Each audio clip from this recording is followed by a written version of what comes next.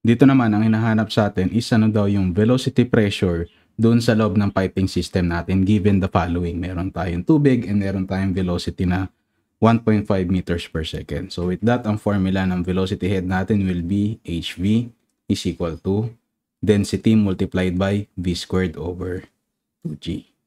2 lang, no? So walang G. Ngayon, bakit walang G? Because kasi kung makikita mo dito, ang hinahanap ka sa atin dito is velocity pressure. So pag sinabi natin pressure, ang unit natin should be in Pascal. So pag Pascal, ano dapat yung formula ng velocity head ng gagamitin nyo? It should be the pressure form. Alright? So in which is ganito yung formula niya. In which is meron tayong mga values in which the density is 1,000 kilogram metric cube. And then meron tayong velocity which is 1.5 meter per second squared divided by 2. Okay, ngayon kung ibubuo mo yung 2 na yan, walang problema, no? It is the same. So with that, makukuha mo yung final answer mo will be equal to 1125 pascals. So this will be your final answer. Dito naman, ang hinahanap sa atin is ano daw yung state ng point 2, which is ang hinahanap sa inyo dito is the velocity. So, dito mas maganda kung at least meron kayong diagram para at least mas ma-imagine lang natin ng konti. So, base dito si state 1 mo daw is yung unang cross-section is 0.08 meter squared. So, pwede na natin siyang labelan. Okay? 0.08 meter squared. And then sabi dito, yung pangalawang point naman niya is 0.06. It means mas maliit siya.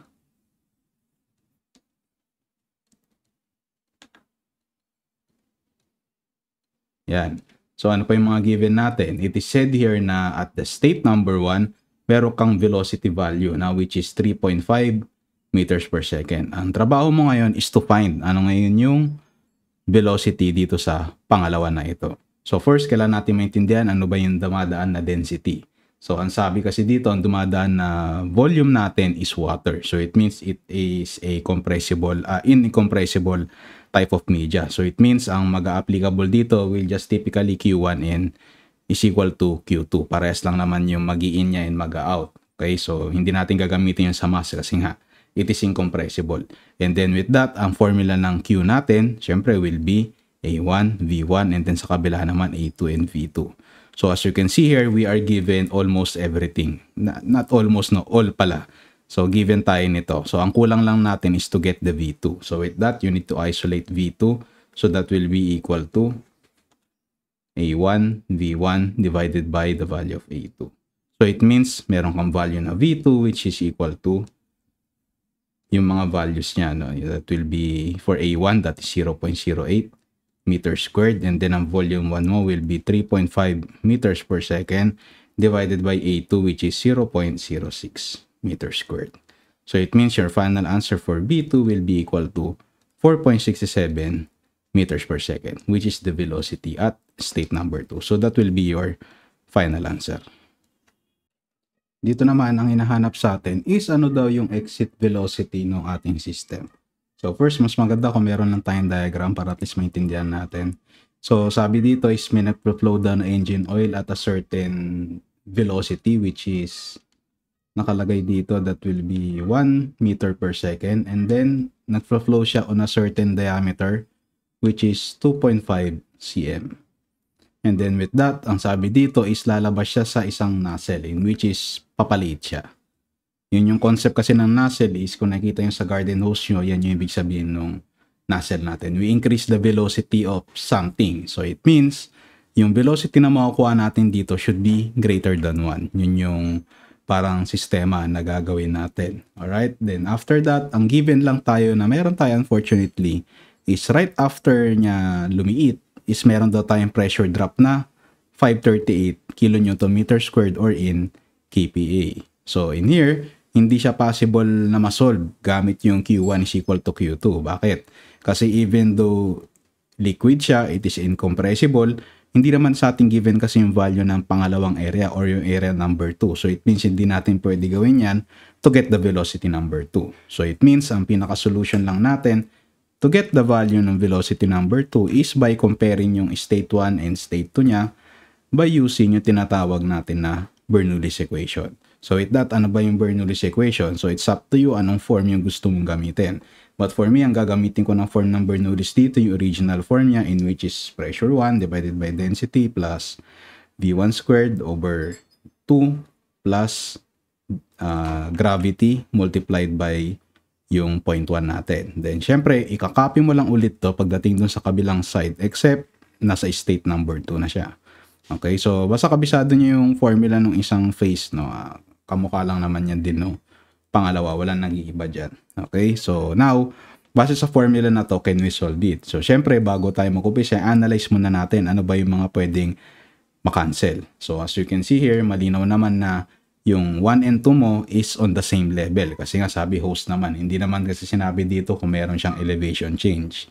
So, pagdating dito, nagkaroon tayo ng assumption. Please take note, assumption to na, kumbaga, it's on the same level para lang masolve siya. So, it means, dahil nga same level siya, we can now cancel this one. Ngayon, bakit magka-cancel? So, for example, ang height na pinag-uusapan natin dito, let's say, is 1 cm. Dito din is 1 cm. Tama ba? So, it means kung parehas 1 cm yan, parehas lang yung value nito. Tigwa 1 yan. Yung G mo naman ba, may naiba? Parehas lang naman din 9.81 yan. So, it means, kapag inilipat mo to sa kabila, anong mangyari? Magsi-zero out lang din yan. Okay? Kaya, pwede natin siya i-cancel at this point. Kasi nga, same datum line lang sila.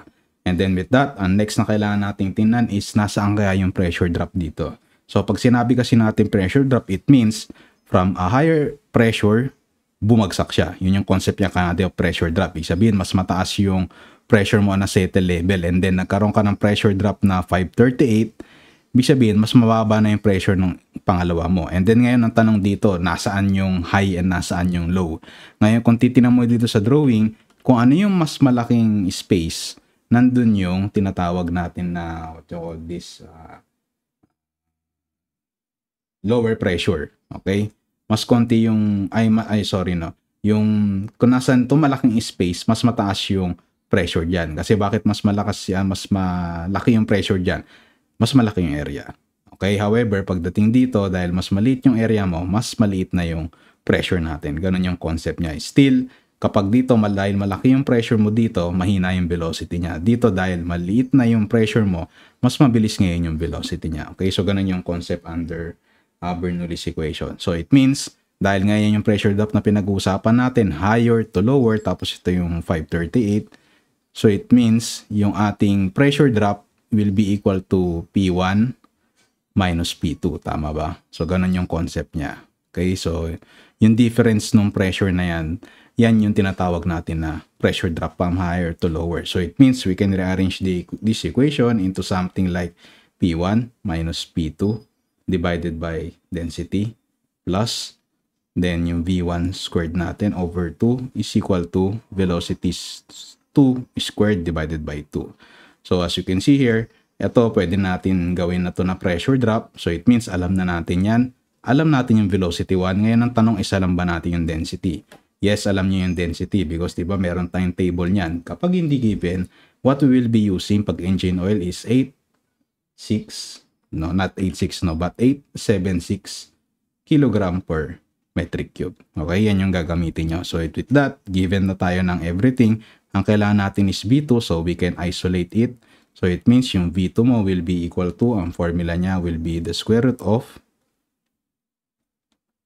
2 multiplied by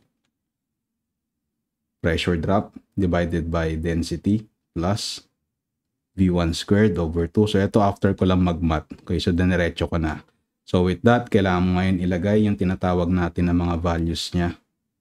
In which is that will be 2 multiplied by, ano yung pressure drop natin? That will be 538 kPa. Ngayon, please take note, kailangan mo i-convert yung PA into pascals. Kasi bakit mo kailangan gawin yon?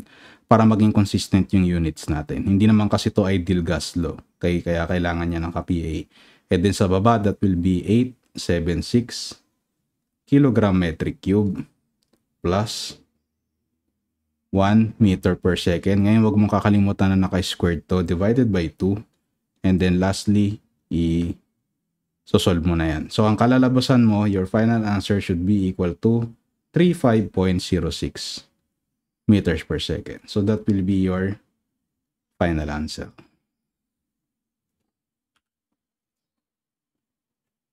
Dito naman ang hinahanap sa atin is ano daw yung pressure difference between doon sa two ends ng piping natin. But first, syempre, kailangan natin maintindihan ano ba yung itsura ng ating diagram by drawing it. So, sabi dito, meron tayong given na meron siyang flow rate na binigay which is 0.02. Then, meron tayong diameter na 0.8 and 0.4. So, ibig sabihin, may isang mas malaki and may isang mas maliit. But then, ang titingnan nyo dito, ang sabi dito is nag-flow siya downward. Okay? So, pag sinabing flow downward, it means mag-i-start ka sa mas malaki, papunta sa mas maliit. Okay? Kasi nga it's going down. Sabi naman dito, yung top down natin is 0.8, 0.08 pala, and then yung nasa baba natin ay 0.04. And then, meron ka daw certain height na will be 1.5 meters. Ang flow rate mo is going down at a rate of 0.02 meter cube per second. Okay, so now ang trabaho natin dito is to know ano yung pressure at point 1 and then to know ano yung pressure at point 2 kasi ang kailangan natin makuha is yung difference niya. Okay, now para makompute to, wala tayong ibang pwedeng gamitin kundi yung Bernoulli's equation. So in here, it's up to you kung anong gagamitin mo. But for me, ang gagamitin ko sa Bernoulli's is yung pressure form niya, in which is the pressure form of Bernoulli's equation will be equal to P1 plus density, then V1 squared over 2 plus density gravity Z1, and then yung state to niya is kokopyahin mo lang siya. That will be P2 plus density V squared over 2 plus density G and Z2. Okay, so at this point, ang next na kailangan mo tingnan is ano ba yung mga pwede natin bawasan, ano ba yung pwede natin i-cancel.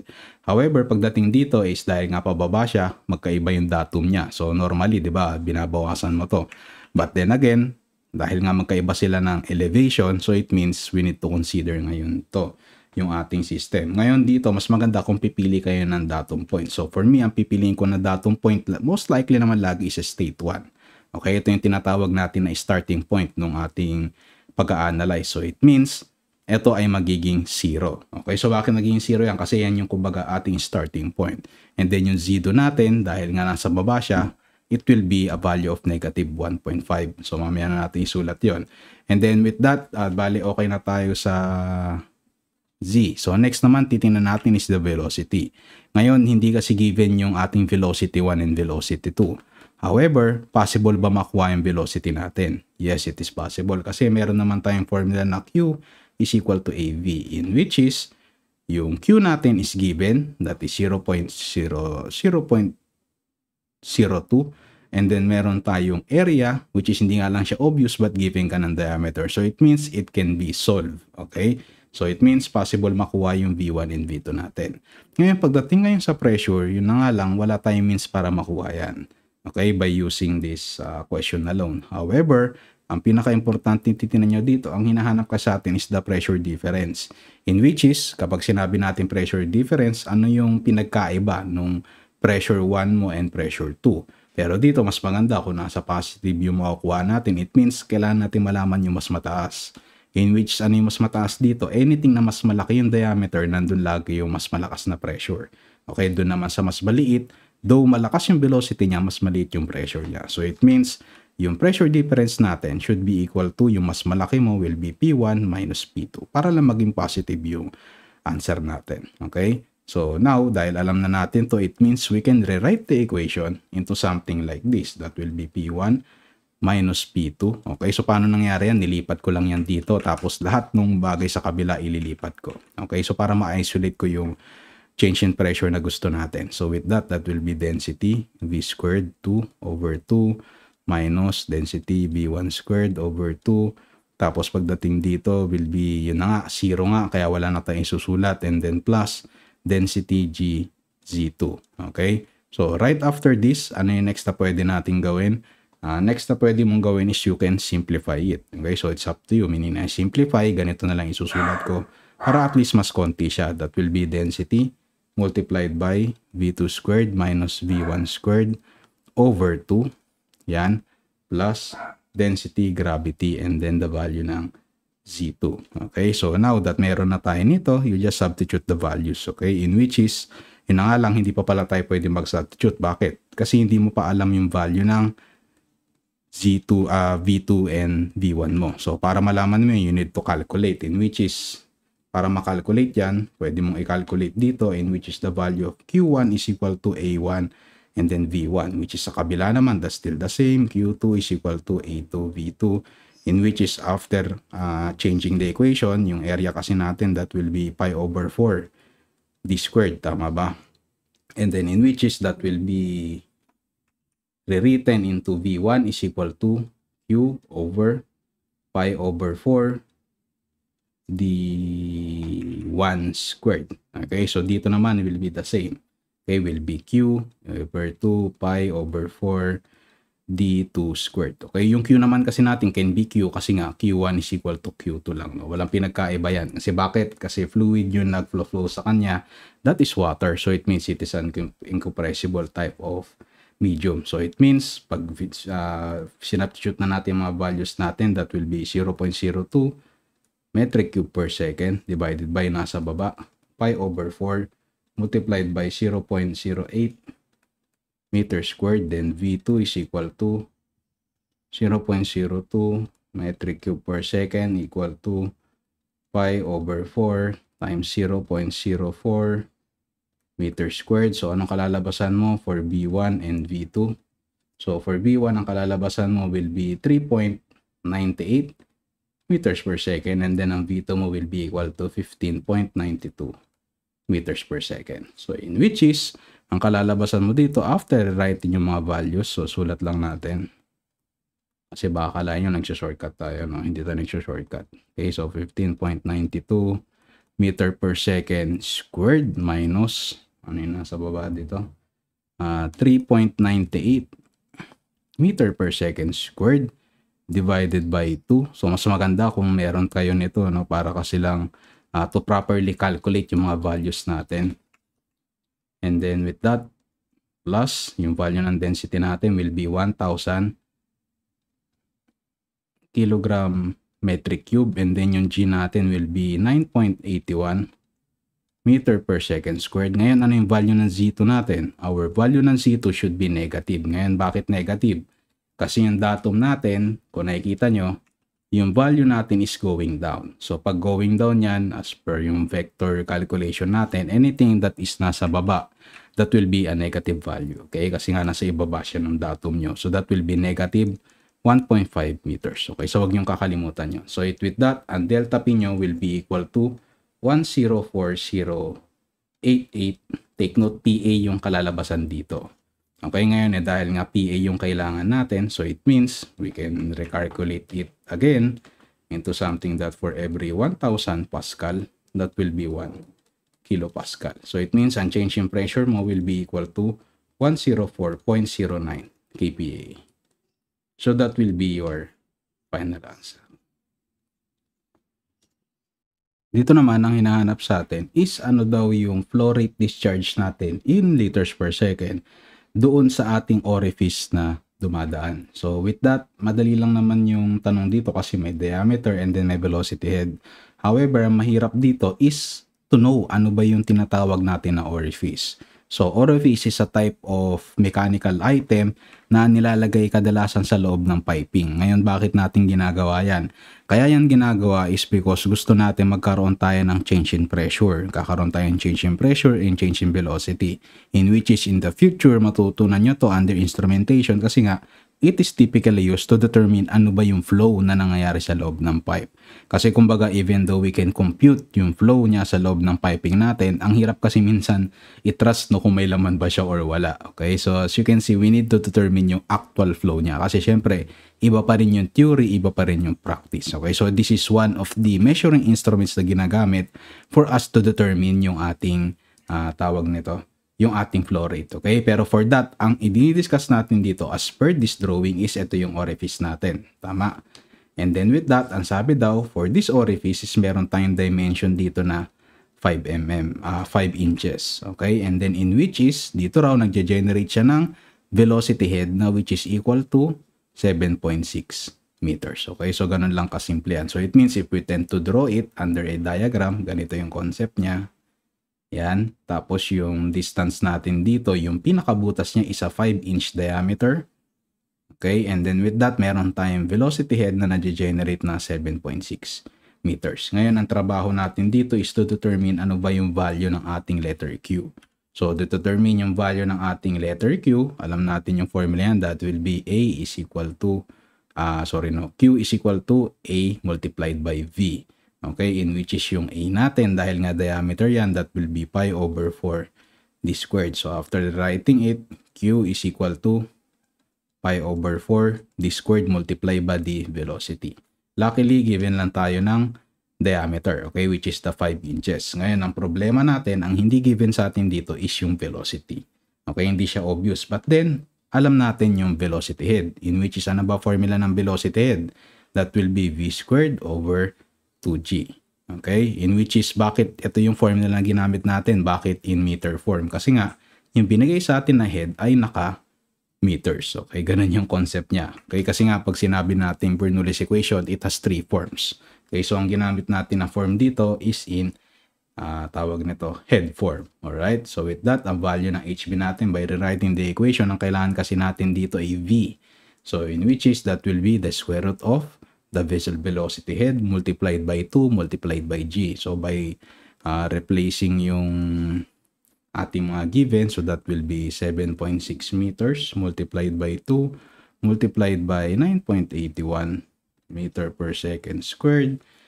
The velocity now will be equal to 12.21 meters per second. Okay, so now that alam na natin yung velocity, alam natin yung diameter, we can now calculate it, in which is Q is equal to pi over 4 multiplied by 5 inches. But then again, para maging consistent ka, kasi di ba naka LPS ka, so it means kailangan mo i-convert to into metric units. So for every 12 inches, this will be 1 feet, and then for every 3.28 feet, there will be 1 meter, and then that will be squared. Okay, then you multiply it by the velocity, which is 12.21 meters per second. So ang kalalabasan mo na Q will be equal to 0.155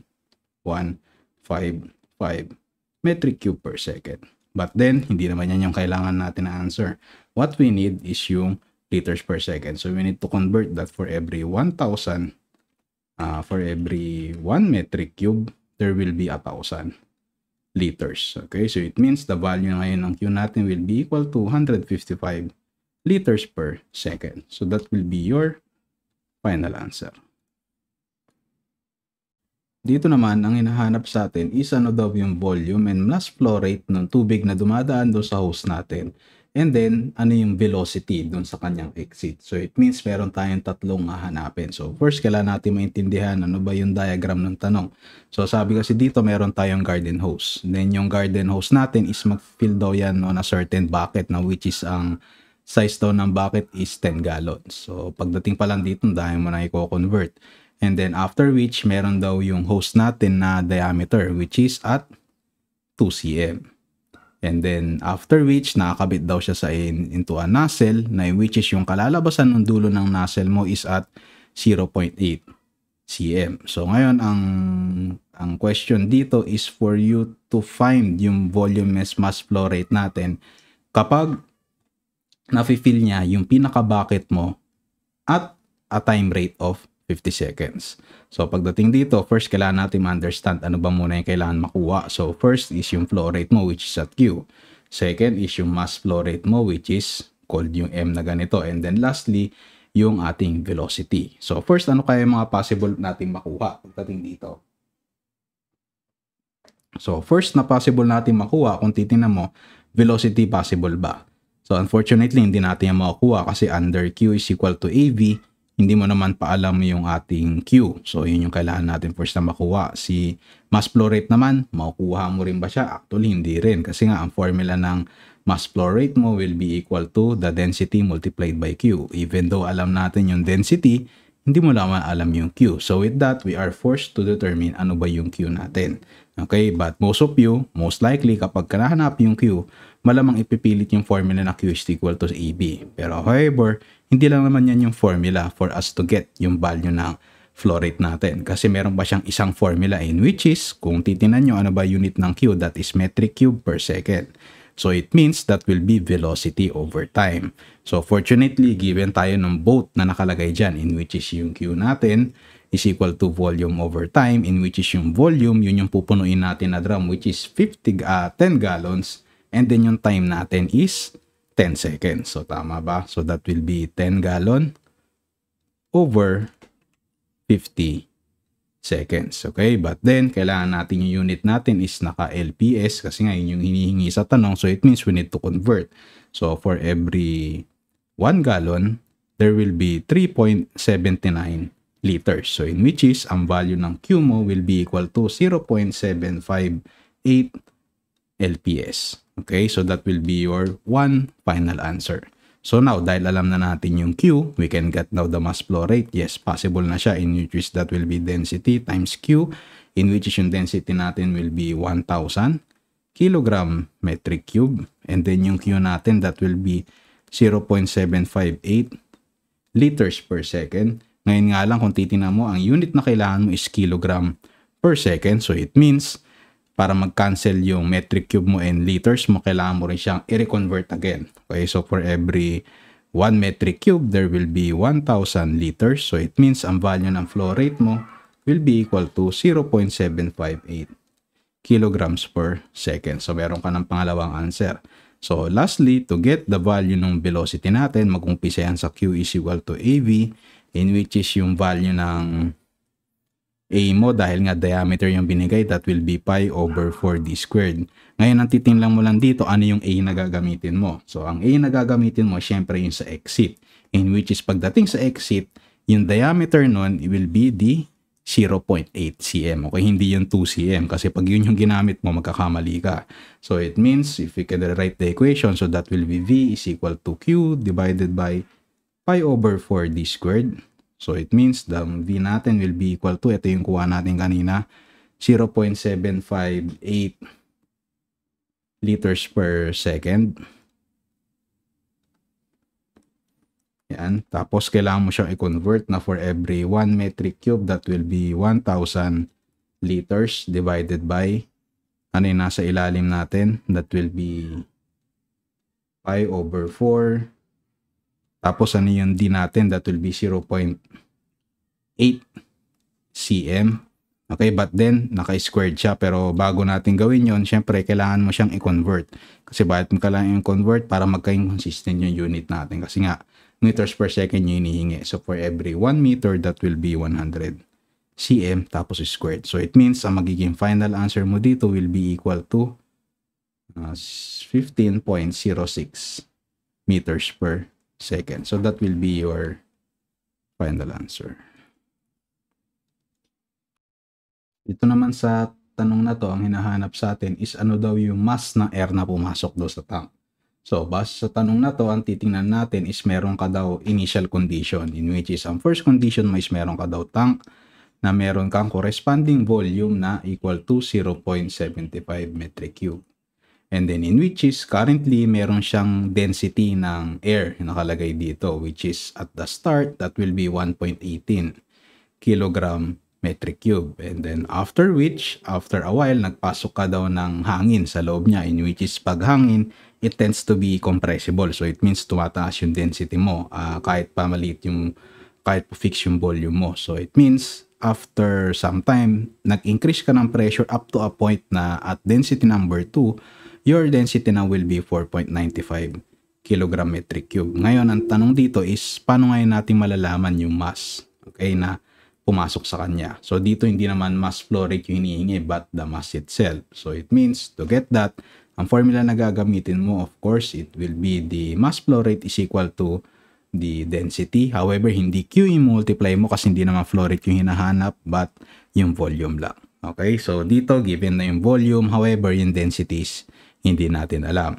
Okay, ngayon ang density na gagamitin mo dito, syempre, is yung density lang na na-add sa kanya. Kasi hindi naman sinabi dito yung total, no? But kung ano lang yung pumasok. So, ibig sabihin, hindi pito yung gagamitin mo. So, with that, para makuha natin yung density na pumasok lang, alam naman kasi natin yung density na entered. Sabihin na natin density E, di ba? So, syempre, alam natin yung initial density mo which is at T1, di ba? So, syempre, ima-minus mo siya doon sa mas malaking value in which is yung final. In which is both, alam natin to, na in which is ang density na nag-enter sa atin is 4.95, tama ba? Okay, kasi ganyan kadami yung pumasok. And then, ang initial state natin is 1.18 kg metric cube. So, it means ang total density daw na pumasok dun sa system natin is just only 3.77 kg metric cube. Okay, so ganun lang siya karami. Then, with that, base dito, we can now solve it. Diba? So, that will be na mass is equal to. So, take note, wala palang tuldok to . Bakit walang tuldok yan? Kasi nga, mass yung hinahanap, hindi naman mass flow rate . Okay, so, yan. Kailangan yung burahin to. Yan. M lang.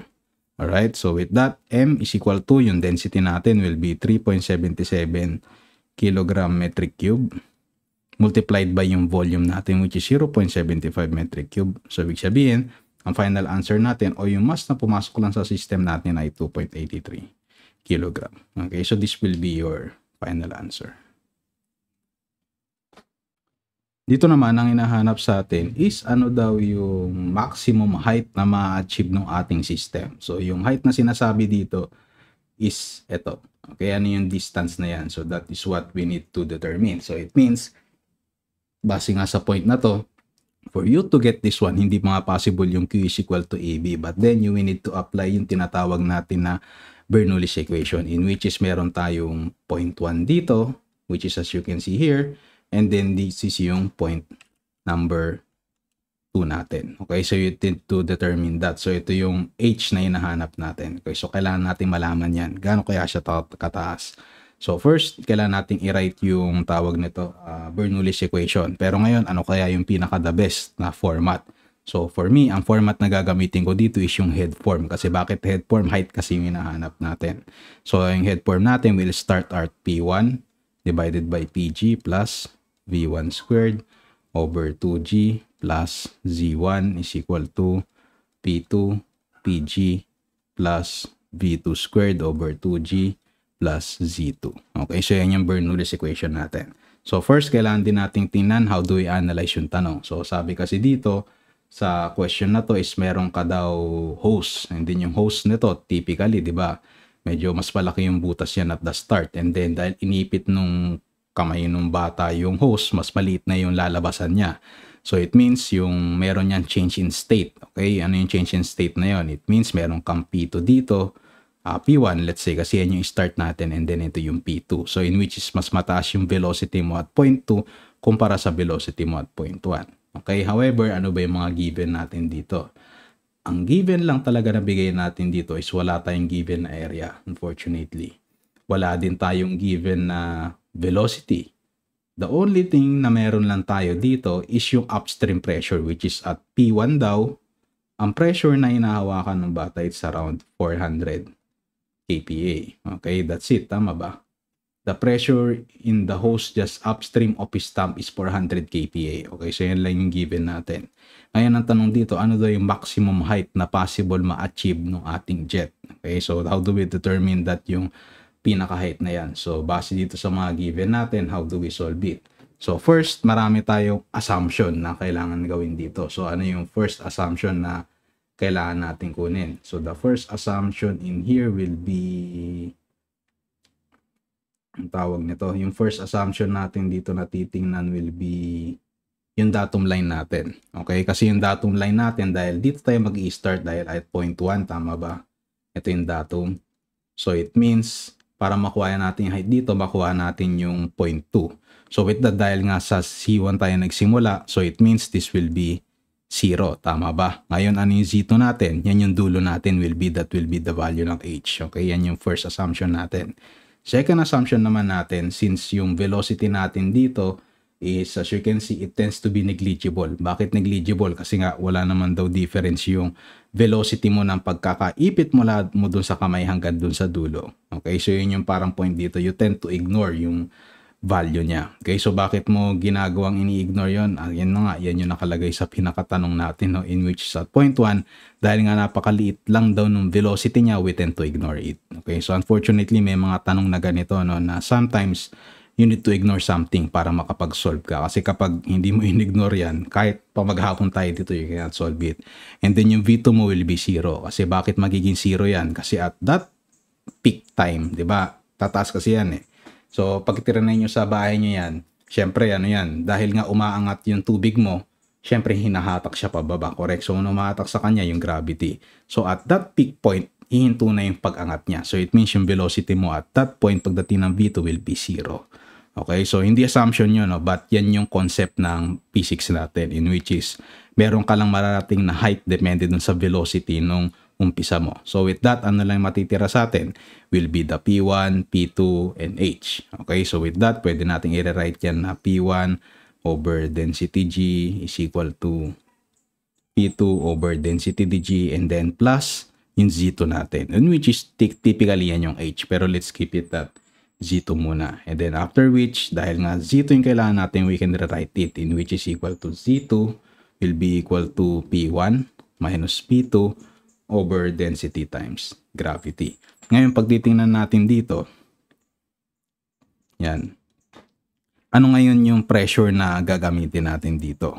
Okay? So, take note, yung pressure na binibigay kasi dito, tatandaan nyo lang, yung P na laging nakabigay sa mga tanong na to, are the value ng gauge pressure. Okay? So, yung 400 kPa na yun, that is the gauge pressure.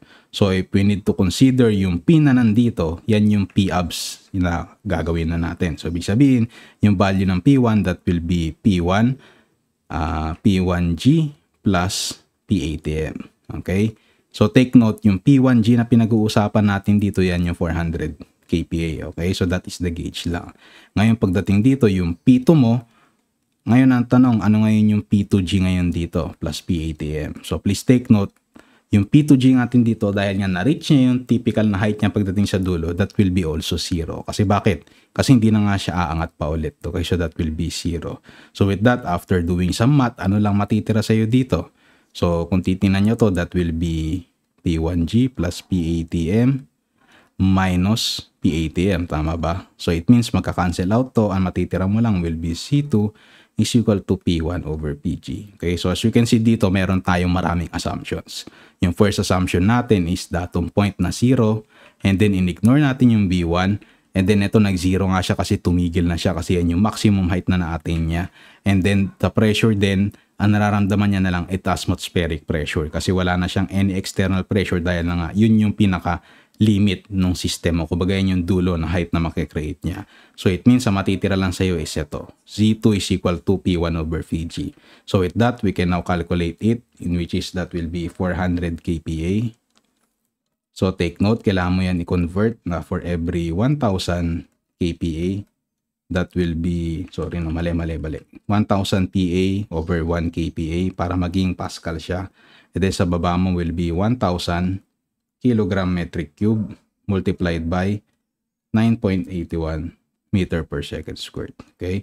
So the value ng Z2 mo o yung total height na hinahanap sa atin para match niyan is equal to 40.77 meters. Okay? So that will be your final answer.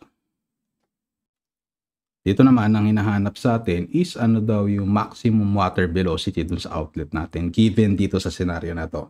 So it means yan yung first instance na i-compute natin. Okay, so ano yung pinaka max velocity niya. And maaatin lang natin yan kapag punong-puno yung pinaka drum natin. Okay, which is frozen yan sa picture na to. So first, kailangan natin gamitin dito is ano. So it's up to you if ano gusto mong gamitin. But for me, laging head form yung ginagamit ko. So with that, that will be the P1 over density gravity plus P1 squared over 2G plus Z1 is equal to P2 over PG plus V2 squared over 2G plus Z2.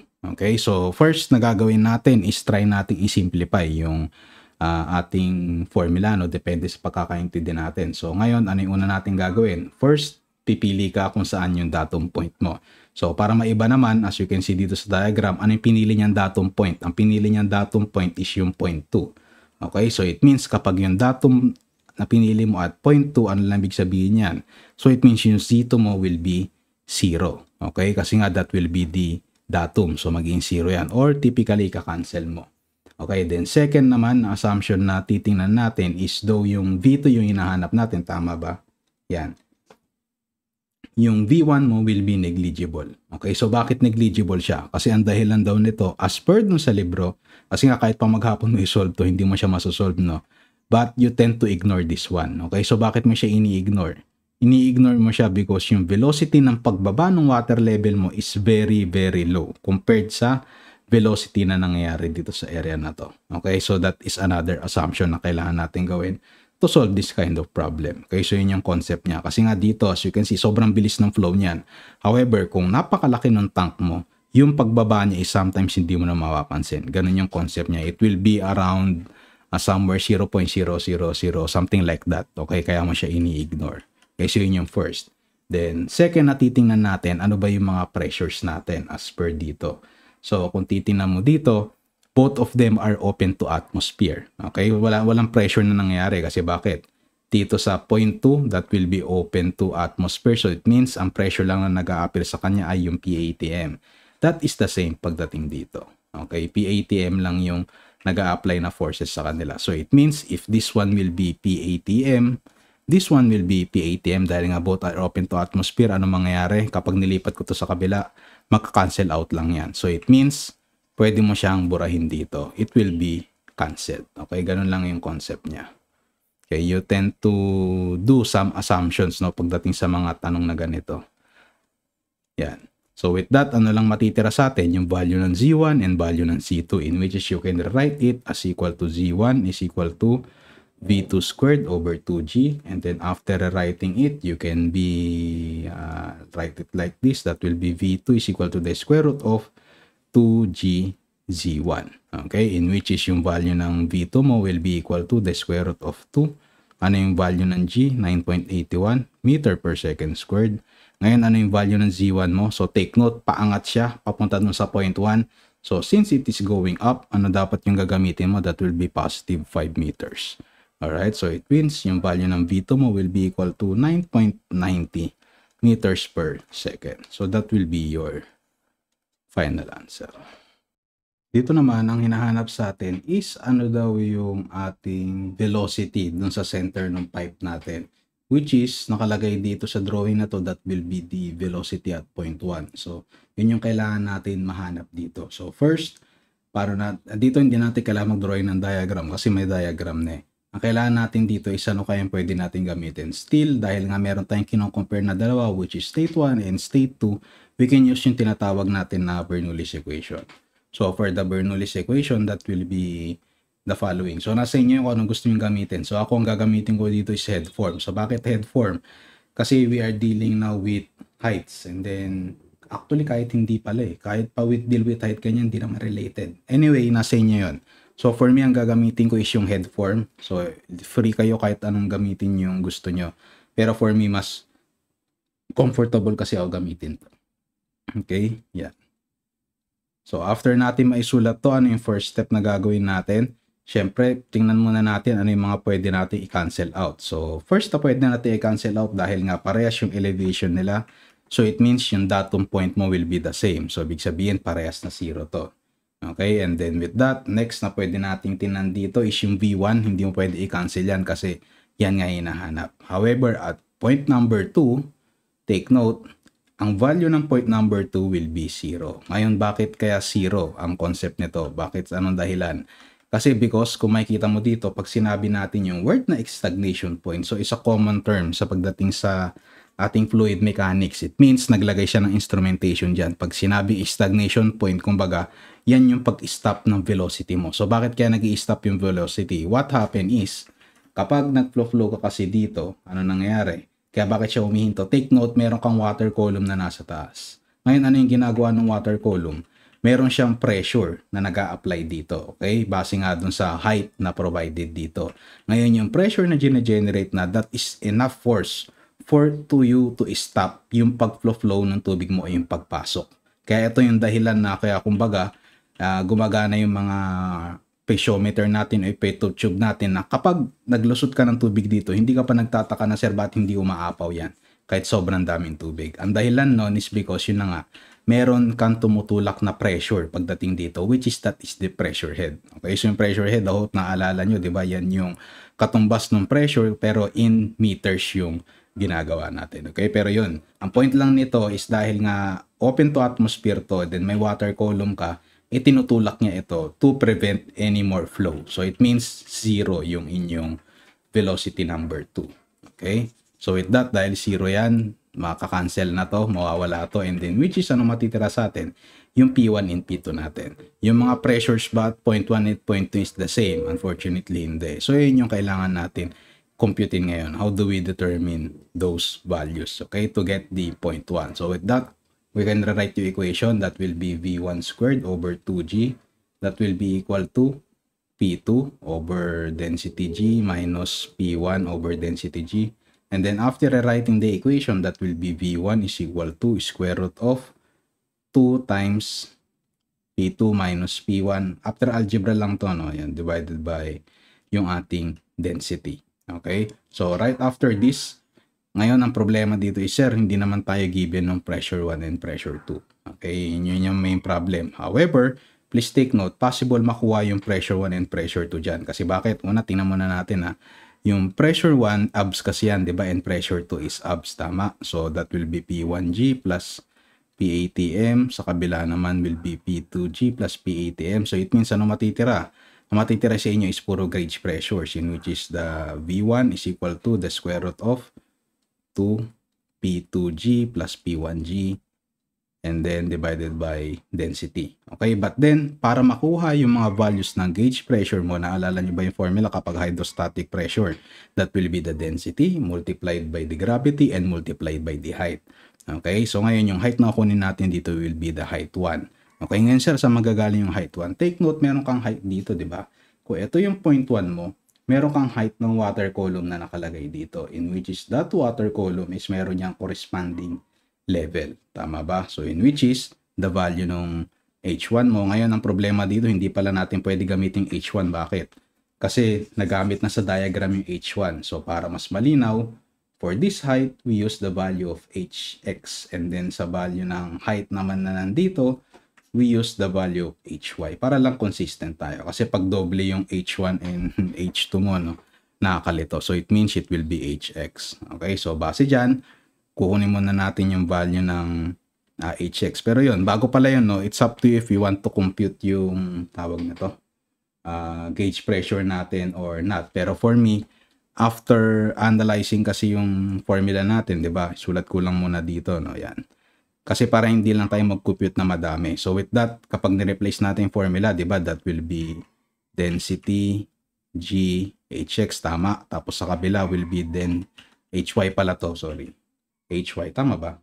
Kasi yan yung mas, P1. Tama, Hy. Tapos plus density, gravity, and Hx. Kasi yan yung P1 nyo.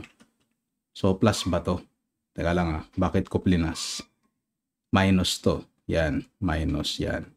Kaya maganda kung may scratch paper kayo lagi. Okay? Then, afterwards, density. Sa baba. Ngayon, pwede mo yung i-rearrange again na in such a way na ano mangyari kapag nilabas mo to. Ano mangyari? Maka-cancel yung density mo. Tama ba? So, in which is, ang final working formula mo will be 2 multiplied by square root of, teka lang, ba't nasa labas yung square root? Nasa loob dapat yan. Yan. 2 multiplied by the value ng G and then yung value ng inyong Hy minus Hx. Okay? So, yan yung pinaka-working formula mo after deriving everything. Okay? So, yan yung V1 mo. So, unfortunately, hindi pa natin siya pwedeng isolve. Bakit? Hindi pa natin alam yung value ng Hx and Hy mo. So, first, kunin muna natin yung Hx. So, ang Hx mo will be, as you can see, that will be yung value ng H1 plus H3. Tama ba? H2, sorry. So, that will be Hx is equal to 3 cm plus 7 cm. In which is, ano kalalabasan niya? That will be 10 cm. Pero syempre, kailangan mo yung convert na for every 1 meter, there will be 100 cm. So, with that, ang value ng Hx mo will be 0.1 meters. Okay? Kahit sabihin nga, 0.1 meters. Okay? Then after which, yung P2 mo naman, di ba? P2G mo is equal to density, gravity, and HY. In which is yung value ng HY mo will be equal to, yun nandito, H1, H2, and H3. So that will be H1 plus H2 plus H3. So that will be 3 cm plus 7 cm plus 12 cm. That will be equal to 22 cm, but then kailangan mo siyang i-convert na for every 1 meter, there will be 100 cm. So it means yung HY mo ay magiging 0.22 meters. So now that we know yung value na HX and HY mo, so that will be 2G is equal to 0.22 meters minus 0.10 meters. So ang kalalabasan mo for your V1 is equal to 1.53 meters per second. So that will be your final answer. Dito naman ang hinahanap sa atin is ano daw yung velocity nung ating water kapag nai-heat niya na yung ating turbine blade. So it means that will be at point number 2. So with that, kailangan meron muna tayong a very simple diagram. So meron daw tayong tinatawag na turbine. And then yung turbine natin is meron daw tayong pumapasok na tubig. Yung sabi dito, however, hindi binigay sa kanya. What we just know is at point 1, may pumapasok daw tayo na 800 kilopascals na pressure. And then, kapag nag-hit niya daw at point 2, yung pinaka-turbine blades niya, kumbaga ganito yung itsura ng turbine blades niya. Okay, yan. So, once na tumatama na siya dyan, open daw siya sa atmosphere with this at 100 kPa. Okay? Now, ang next na titingnan natin dito is paano kaya natin makukuha ngayon yung velocity number 2. So first, syempre pwede natin apply yung state 1 and state 2 in which we can now determine yung tinatawag natin na tawag nito Bernoulli's equation. So ang gagamitin ko ulit is head form. So that will be the following.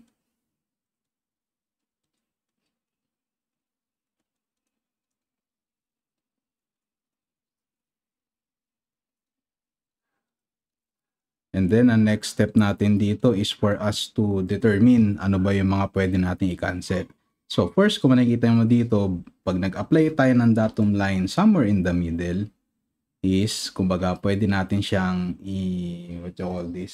tanggalin yung ating mga Z. Because dahil yung datum point natin parehas ang state 1 and state 2. So, it means both this will be canceled out lang. Okay? So, typically, 0 lang sila. Okay, ganun yung pinaka-concept niya. So, pwede mo na lang ilagay dito na both of them can be 0 kasi yan yung starting point natin. And then, second natin natitingnan is pagdating dito, no, wala tayong binigay na kahit anong velocity at the state 1. Okay, in which at state 1, we can just ignore it. Kasi nga, sa sobrang laki niya, is pwede mo na siyang hindi isama. And then, with that, kahit naman din, tawag nito, maghapon natin isolve yan, hindi natin siya possible makuha kasi kulang yung data natin. Kasi ang concern natin dito is to determine ano ba yung V2, yung kumbaga yung maximum velocity na kumbaga kakailangan natin natatama dun sa pinaka blades natin. Okay, so ito yung outlet ng nozzle. Baka hindi ko lang nasabi kanina. Okay, outlet yan. Nozzle itong drinowing ko, ayan. Baka lang kasi nag-jump ako kanina no, sa pagsasalita. Okay, then with that, meron lang tayo dito is pressure 1 and pressure 2. Ngayon ang tanong is pwede ba natin i-cancel to or ignore? Unfortunately, hindi. Kasi bakit? Kasi for point number 1, nakalagay dito at pressure 1, meron tayong absolute pressure na 800 kPa. Take note dun sa word that is absolute. Okay? Most likely kasi ng mga tanong sa mga tanong natin, especially sa exam, most likely when you talk about pressure, we always assume it to be gauge. But then, napakalinaw dito na this is the absolute. Okay? And then yung P2 natin, ang sinabi lang dito is, syempre nga dahil outlet na siya, most likely 0 na yung gauge pressure niya. But then, ang exposed niya to atmospheric pressure is at 100 kPa. Okay, so ano ba bearing yan mga yan? So, first, i-rewrite muna natin na gamit yung merong equation tayo. In which is that will be yung P squared, tama ba? So, that will be P1 over PG minus P2 over PG. Ito, nagmat na ako nito transpose ko na yung sa kabila. That will be V2 squared over 2G. And then after revising everything na kailangan natin yung V2, that will be square root of 2 times G multiplied by P1 minus P2 over density G. Okay, but then again, kung makikita mo, pwede mo namang cancelin to. So, typically, ano lang matitira mo? After doing some algebra, matitira lang sa'yo the square root of 2 times P1 minus P2 divided by the density. Ngayon, ang binabanggit natin dito is yung value ng P1 and P2. Take note, yung nakalagay kasi dito is yung value ng absolute pressure in which, luckily, di ba, normally ginagawa natin to, di ba, plus PATM. But then, since ang binigay sa atin dito is direct na 800 kPa na, wala na tayong kailangan gawin dyan. Okay, so 800 na agad yung ilalagay nyo. But then, yung P2, kung titinan mo, yung P2G kasi natin dito will be 0. Bakit? Nakalabas na kasi siya. So, open to atmosphere. So, it means magiging 0 yan. And then, ano lang expose natin? Yung PATM na lang. In which is, yung PATM natin, that will be 100 kPa. So, it means, ano yung kalalabasan dito? Pag nire-write mo yung equation mo, sinubstitute mo yung values mo. So, that will be V2 is equal to the square root of 2 multiplied by the pressure 1 is 800 kPa minus 100 kPa multiplied by, syempre, bakit mo kailangan siya i-convert para maging consistent yung units mo na for every 1 kPa, there will be 1,000 PA. Okay, divided by, ano yung nasa ilalim mo? That will be in density. So, water, i-assume lang natin that will be always 1,000 kilogram metric cube. Okay? So, in which is, ang value ng V2 natin will be equal to 37.42 meter per second. So, that will be your final answer.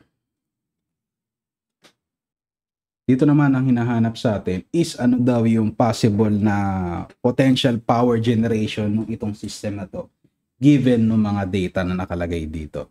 Right? So first, ang pwede natin gawin dito is hindi na natin kailangan drawing ng diagram kasi nga may drawing na. So first, kailangan tayo mamili ano ba yung gagamitin nyo na what you call this? Bernoulli's form. So for me, ang gagamitin ko pa rin is head form kasi nga yun yung pinaka-favorite ko. Okay, so it's up to you kung ano gusto nyo yung favorite, nasa inyo yun. Do not really care no, kung ano yung gusto nyo yung type ng formula dito. Okay, so P2 over PG plus V2 squared over 2G plus Z2. Okay, however, ang titingnan mo lang ngayon is medyo mayroon tayong modification. So sir, ano ba yung modification na yun?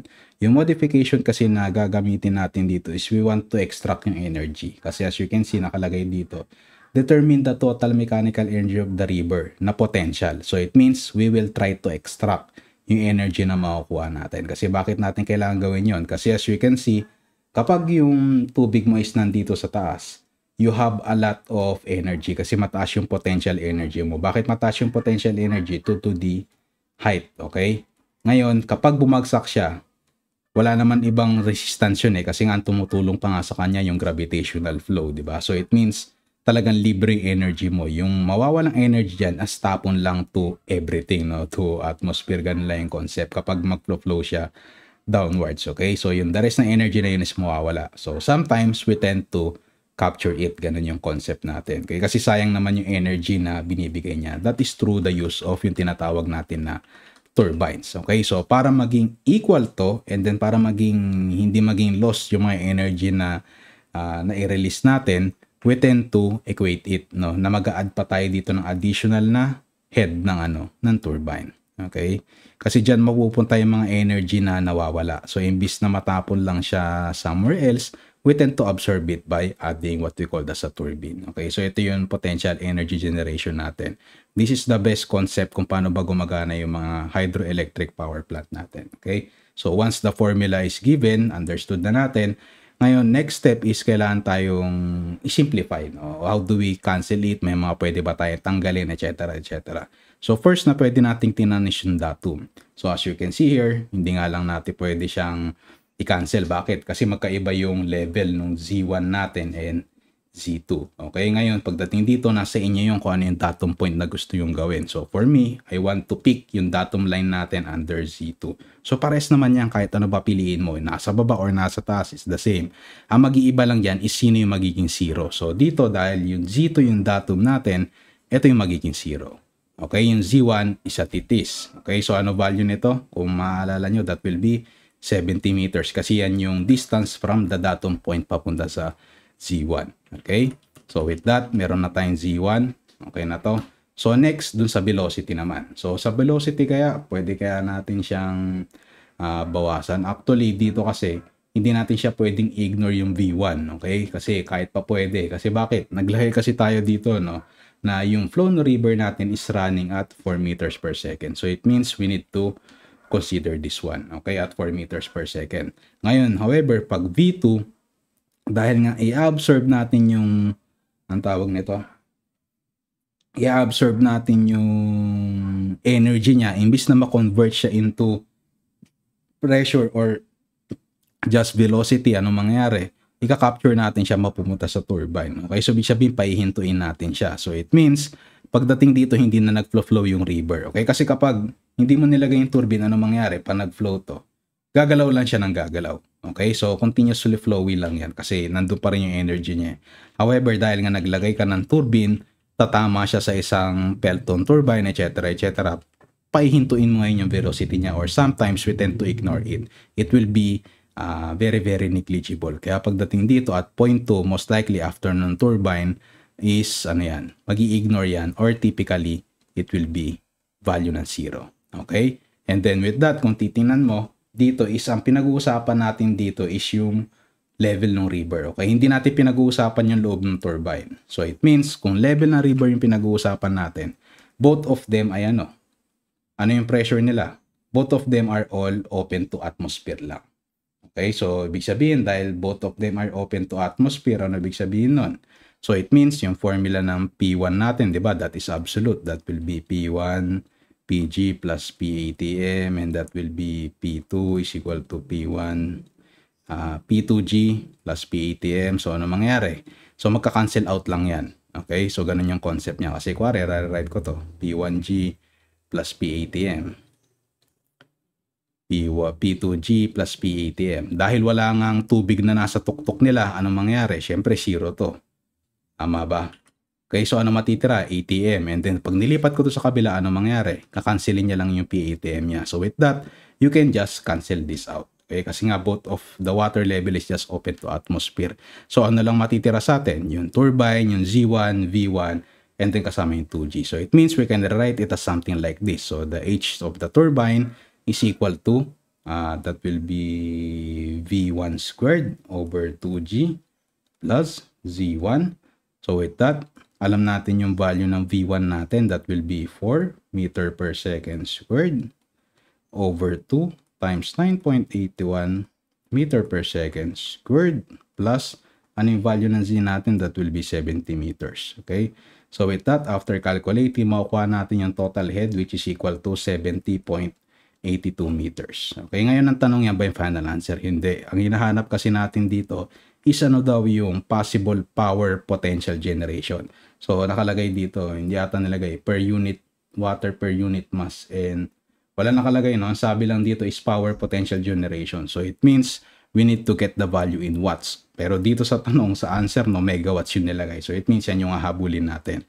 But then, how do we get now the value ng power? By given lang yung HT. So meron tayong formula, di ba? In which is the theoretical power, which is P is equal to the density multiplied by G, multiplied by Q, and multiplied by H. Okay, so nasa formula list yun naman yan. In which the density is, dahil nga water, that will be 1,000 kilogram metric cube. Yung G natin is 9.81 meter per second squared. Ano yung value ng Q natin? Binigay sa atin dito, that will be at 500 metric cube per second, and then value ng H natin will be 70 meters. Alright, so it means, teka lang, hindi pala 70 meters, no? Height pala yan. That will be 70.82 meters. Alright, then with that, ang value ng P natin will be equal to, medyo mahaba, 34732,100 watts. Okay, and then after that, you need to multiply it, that for every 1 million megawatt, ewan ko lang kung tama yung number ng 0 ko, for every 1 megawatt, sorry, that will be 1 million watts. Okay, ganun yung concept niya. Tama ba? 1, 2, 3, 1, 2, 3 yan. 1 million watts. So it means yung power natin na potential ma-generate ay 347.37 megawatts. Okay, so that will be your final answer. Okay, so easy lang. Dito naman ang hinahanap sa atin is kung ano daw yung percentage na increase ng velocity ng ating air kapag nagpass siya sa ating hair dryer. Okay, so first concept nito na titingnan muna natin kung kailan ba tumataas yung velocity, pag bumababa ba yung density o pag tumataas. So pwede natin yung i-relate again by using yung mga states natin, which is at state 1, okay, and at state 2. Okay, however, pagdating dito, kung titingnan mo, di ba, Q1 is equal to Q2 ba yung gagamitin mo, which is equal ba sila sa parehas sila? Okay, so parehas ba silang Q1? Actually, hindi. Kasi nga, since air na yung pinag-uusapan natin, air is compressible. So, it means ang kino-compare mo sa kanila is the value ng M o yung flow rate mo na magiging parehas sila. Okay, kasi yung Q niyan will be a bit different. Bakit nga? Because of the value ng density. Kasi ano ba formula ng ating mass flow rate? So, yung mass flow rate kasi natin will be, ang formula niya will be density multiplied by Q. Okay? Ngayon, yung mass flow rate na papasok, yung pa rin yung lalabas, no? Regardless kung air man siya or liquid man siya. Kaya nagiging sistema lang dito is kasi yung density mo will be typically cancelled, no? I think balikan nyo lang yan dun sa lecture natin kung hindi nyo siya mag-grasp. Okay? So, it means, ang i-relate natin dito is yung mass flow rate mo at 0.1 and then mass flow rate mo at 0.2. However, dahil parehas lang naman yan, ang mag-iiba dito dyan is yung value ng Q mo. Okay? And density mo. Again, it depends. Kasi nga compressible siya. Then with that, yan, ganito yung magiging concept niya. Teka lang, ano ba formula nun? Tama. Density times Q, tapos ito ay 2.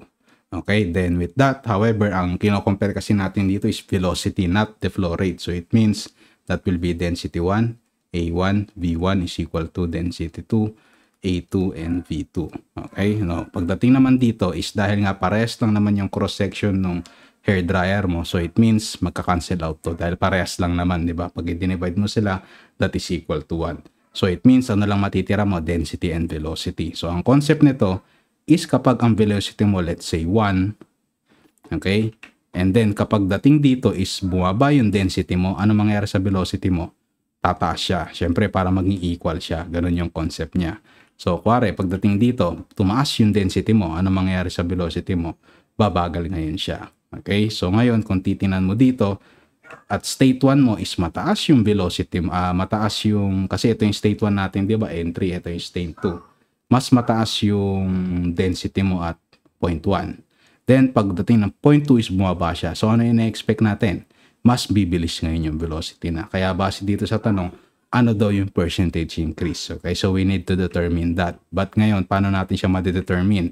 We can determine that by using ratio and proportion. Ngayon, dahil nga mas mataas yung V2 natin, so we tend to arrange it into something like this. V2 over V1 is equal to density 1 over density 2. Tama ba? Para maging increase to. Kasi kapag pag inangat mo yung V1, ano mangyayari?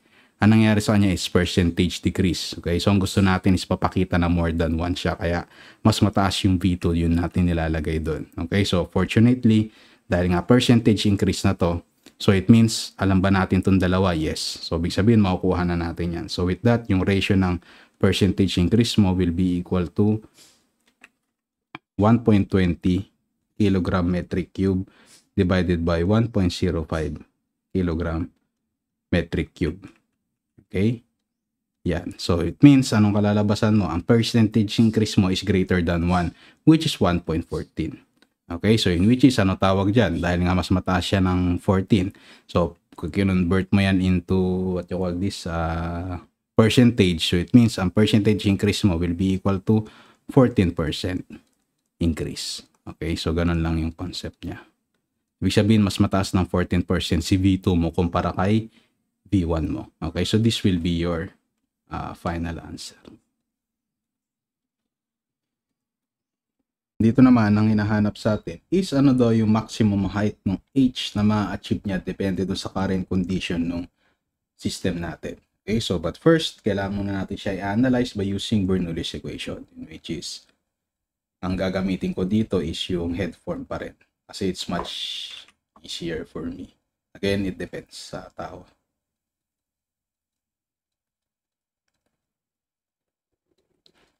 Right? So, after writing yung ating Bernoulli's equation na naka-head form, let's analyze ngayon kung paano natin siya medyo mababawasan yung mga values and nasaan yung state 1 and state 2 natin. So, for this question, ang gagawin kong state 1 is dito. Okay? So, para maiba naman. So, bakit kasi yan yung state 1 mo? Kasi take note, kung yan yung state 1 mo, ngayon yung pressure mo, tama, di ba? As per fluid statics, dahil nga tubig lang naman to, your state 2 will be the same. Okay? Ibig sabihin state 2 pala yung katabi niya. Okay? Hindi 2. Kasi state 2 natin is lagi yung outlet natin. Kumbaga yung pinakadulo. I mean, yan yung kumbaga dyan mag-i-stop yung flow ng water natin. So, it means yung value ng P1, P2G mo and then yung value ng V2 mo will be equal to 0. Ngayon, bakit nangyari yun? Due to physics, kumbaga yan yung highest na pwede ma-attain before siya bumalik. Kasi nga, hinahatak pa rin niya ng what we call as the gravity. Okay, so pagdating dito, na-establish na natin yung point 1 and point 2 natin. So next na gagawin natin dito is, ano kaya yung datum point natin? So for me, ang pipiliin ko na datum point dito is yung nasa point 1 natin. Okay, so para lang consistent tayo. Yan, datum. So kung yan yung datum, ano mangyayari? So it means it will be a value of 0. Okay, so ngayon yung V2 natin, tama, di ba? Dahil 0 nga yan, nag-stop na, magiging, ano yan, kumbaga makakancel, yun yung tamang term yan. Okay, so with that, yan lang ba yung mga pwede nating i-cancel?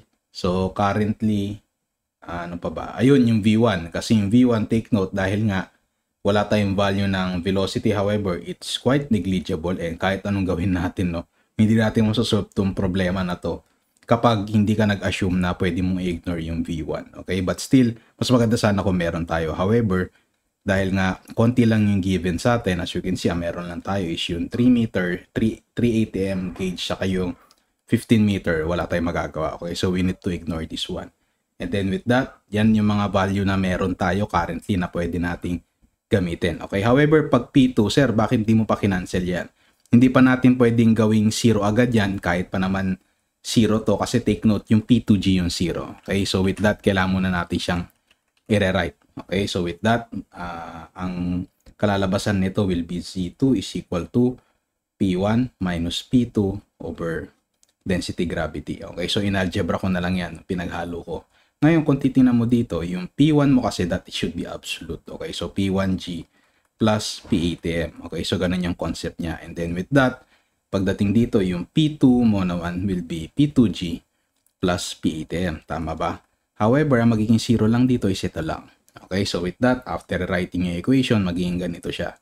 Z2 is equal to P1G plus PATM. Then yung sa kabila, minus PATM na lang. Tama ba? In which is wala namang sinabi dito na iba yung atmospheric condition niya. So you need to remove this one. So it means sa matitira lang sa atin is yung P1G. And fortunately, meron tayong value niyan. And nasa ilalim natin is density and gravity. So base dito, we can now solve in which is Z2 is equal to 3 ATM. So that is the gauge pressure. So multiplied by, kailangan natin kasi i-convert to kasi nga naka-metric system tayo. Hindi naman magka-cancel to kung hindi mo i-convert yung ATM into 101.325 pascals. Okay? And then with that, pagdating sa ilalim, yung density mo will be 1,000 kilogram metric cube. And then yung G mo will be 9.81 meter per second squared. Okay? So it means yung makuha mong value ng Z2 dito is 30.99 meters. Ngayon ang tanong, yan ba yung final answer mo?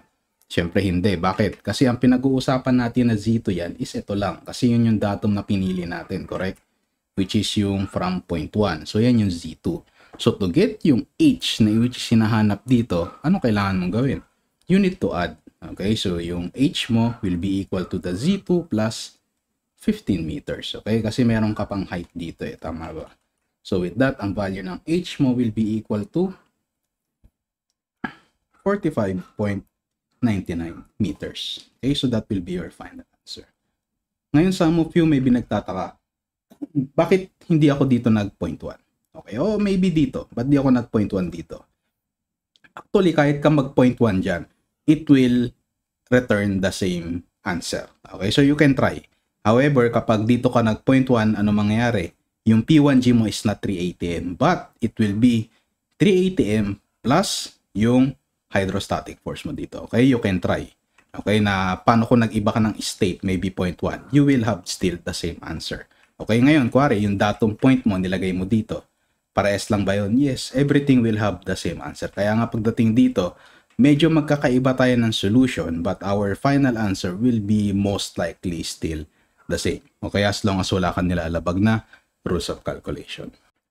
So, dito naman ang hinahanap sa atin ngayon is ano daw yung pressure gauge nung ano daw yung gauge pressure pala, hindi yung pressure gauge, no? Ano yung gauge pressure sa loob ng ating piping system? Kumbaga, ano yung pressure niya habang gumagalaw yung tubig sa loob niya. Okay, so with here, ang sabi dito is, mas maganda kung may diagram tayo kasi walang drawing. Meron ka daw pipe, and then ang sabi daw dito is cold climate, water freeze pag nag-burst. Okay, then yun, ang sabi daw dito, wala namang binanggit, no, kung ano yung temperature niya. Sinabi lang is tubig. Hindi rin sinabi kung paano gumagalaw. Basta ang sabi lang, nung tumagas siya, may tumalsik daw na tubig, tama ba? And then which is ang height daw na na-achieve niya ay 42 meters. Okay, so it means yan lang yung medyo may binigay sa atin. Ngayon ang tanong, hinahanap sa atin ano yung pressure doon sa may 0.1 mo. Okay, meaning ano yung pressure at your first state. Okay, so with that, paano kaya ba natin masolve yan? So let's try. So first, gamitin nyo ng Bernoullis. Dito lagi tayo nag-uumpisa.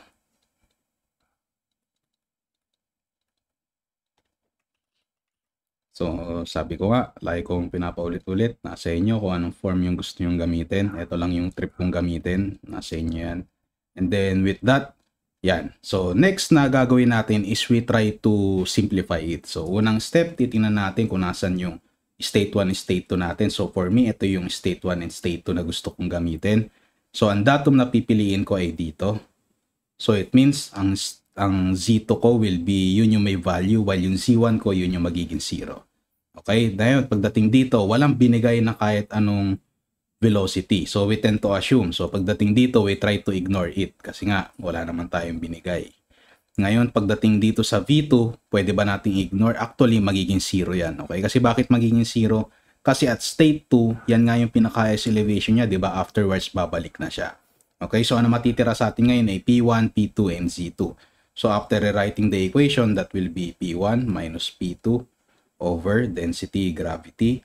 Okay? And then with that, kung tatandaan nyo, yung P1G natin, yan kasi kailangan natin makuha. Okay, ngayon ano formula niyan? So from the P1 itself, that will be P1G plus PATM. And then sa baba naman will be P2 is equal to P2G plus PATM. And then with that, tatandaan nyo magiging 0 to kasi nga yun yung limit niya. And then in here, pag nilagay mo yan dito, so yung P1G mo, that will be plus PATM minus PATM kasi nga 0 yung P2G mo divided by density and gravity. So after which magka-cancel out to, ang matitira lang is P1G, which is yun yung pinaka-kailangan mo. So in turn, kung yan yung P1G mo, so with that will be P1G is equal to density, gravity, and then Z2.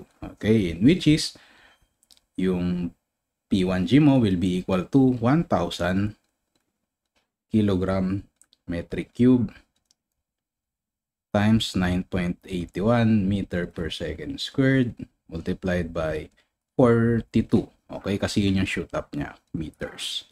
Okay, so it means sa magiging pressure mo during this point in time will be equal to, so luckily dahil nga gauge pressure na hinahanap sa atin, so that will be equal to 412,020 pascals. Okay, so that will be your final answer.